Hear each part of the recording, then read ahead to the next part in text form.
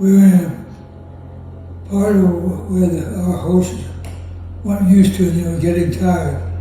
So I said, they decided to use some of the local horses that were more used to that part of the country. But what the horses weren't used to was gunfire. So when the gunfire went off, I was at a full gallop, and my horse threw me. And when I hit the ground, the horse stopped. I said to the director, let's use it.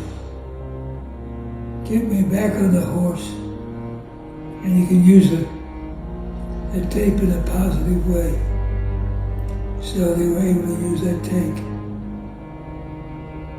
Yesterday, the world lost not just an actor, but a living embodiment of what it means to dedicate oneself completely to the craft of storytelling.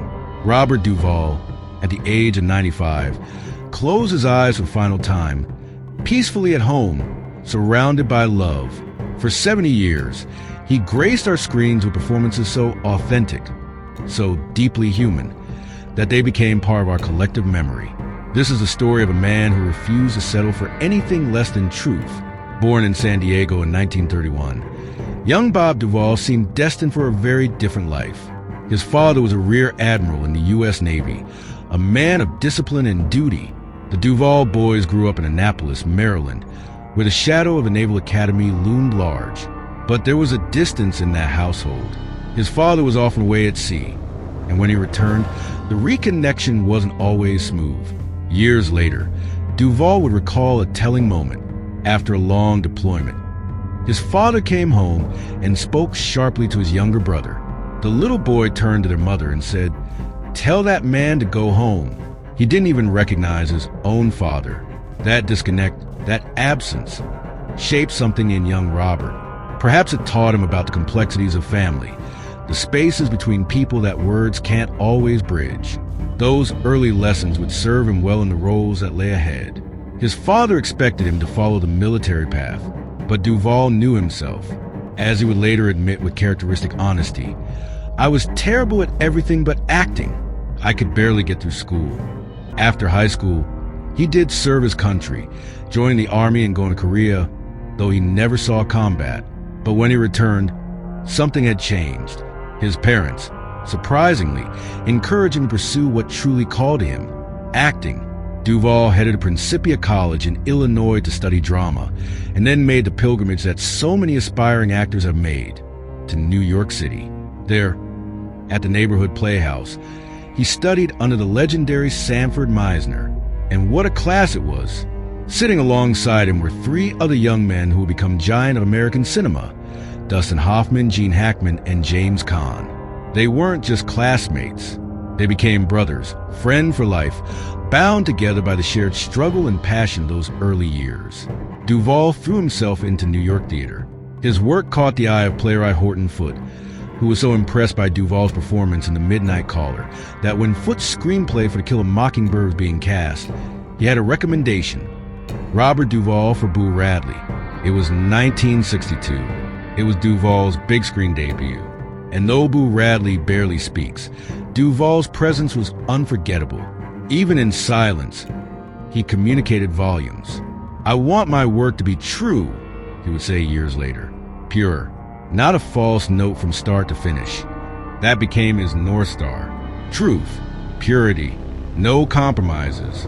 Throughout the 1960s, Duvall built a reputation as one of the finest character actors in the business. He won an Obie for A View from the Bridge. He made his Broadway debut in Wait Until Dark.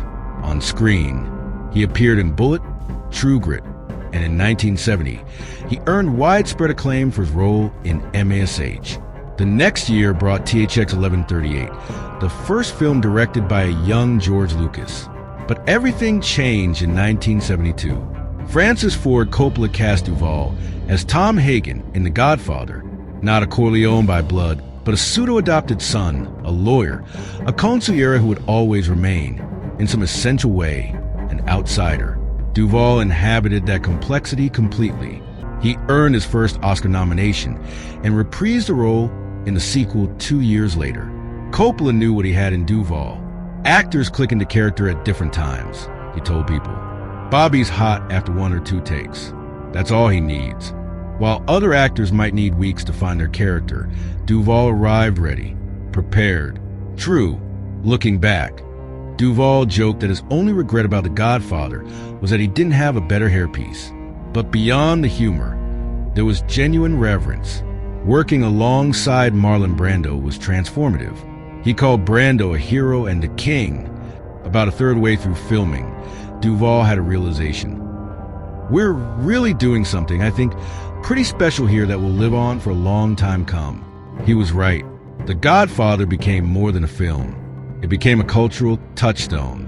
7 years later, Coppola and Duvall reunited for Apocalypse Now. As Lieutenant Colonel Kilgore, Duvall delivered one of cinema's most iconic lines. "I love the smell of napalm in the morning." When asked about filming that scene, Duvall was typically modest. "Just got up and did it," he said. An epic scene in a fun film to do. 1 or 2 takes. That's all it took. The line has echoed through popular culture ever since. It earned him his 2nd Oscar nomination. By 1977, despite his success, Duvall felt restless. He was getting supporting roles, strong ones, but he wanted more. He wanted to be the center of the story. So he starred in David Mamet's American Buffalo on Broadway, hoping it would open doors to leading roles in film.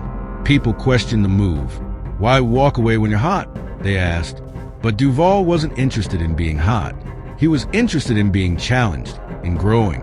Interestingly, he wasn't even sure he wanted to be a traditional leading man.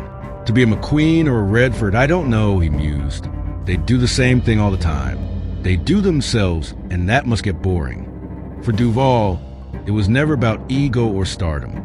It was about the work, the character, the truth of the moment. And in 1983, that commitment paid off in the ultimate recognition.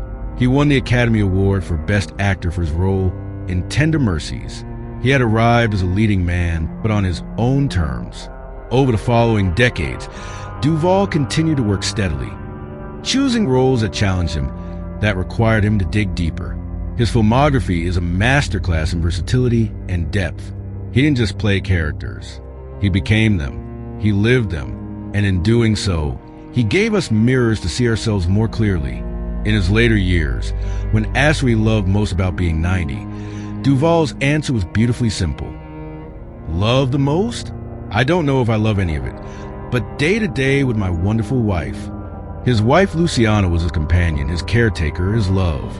She takes care of me, and I have good friends and try to work out and keep in some kind of shape, he said.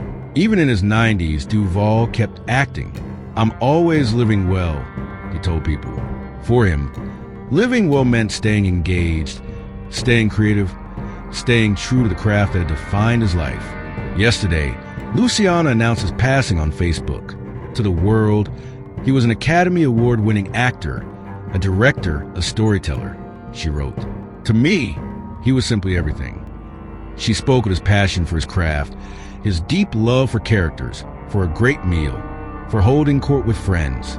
For each of his many roles, Bob gave everything to his characters and to the truth of the human spirit they represented. In doing so, he leaves something lasting and unforgettable to us all. Robert Duvall never gave a false note. From his first appearance as a silent Boo Radley to his final performances, he remained committed to one thing: truth, pure, uncompromising truth. He showed us that acting at its highest level is not about pretending, it's about revealing. It's about finding humanity in every character, no matter how flawed or complex. Today, we say goodbye to the giant, but his work remains. The Godfather, Apocalypse Now, Tender Mercies, and dozens of other films continue to move us, to challenge us, to remind us of what it means to be human. Robert Duvall lived well, he loved well, and he gave us art that will live forever. Rest in peace, Bob. And thank you